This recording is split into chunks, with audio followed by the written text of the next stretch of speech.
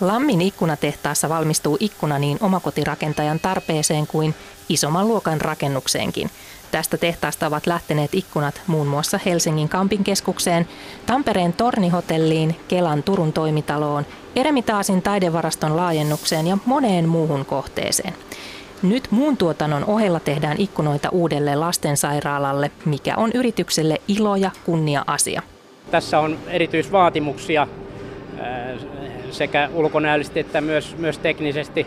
Tämä on vaativa ja tässä tietysti tämmöisen niin kuin vakiotuotannon ohessa, kun prosessit on mietitty niin, että pystytään sarjavalmistuksen omasti tekemään myös erikoistuotteita, niin tämmöinen isokin kohde valmistuu ihan mukavasti tässä. Jotta isoihin hankkeisiin pääsee mukaan, vaatii se paljon työtä tarjous- ja suunnitteluvaiheessa. Tässä lastensairaalassa nyt tällä hetkellä on noin 1500 ikkunayksikköä, että se on kohtalaisen iso määrä.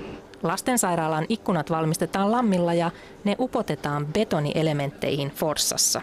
No kyllähän tämä on vähän niin kuin lähiruokaa, että tietysti itse pyritään tekemään mahdollisimman paljon, mutta sitten käytetään näitä paikallisia tavarantoimittajia ja alihankkijoita. Ja muun muassa tässä lastensairaalan osalta on se tilanne, että laseilla on myös merkittäviä teknisiä vaatimuksia ja meidän päätoimittaja Lasiliiri Oy tuossa Riihimäellä toimittaa sitten nämä uuden lastensairaalan lasit näihin ikkunoihin.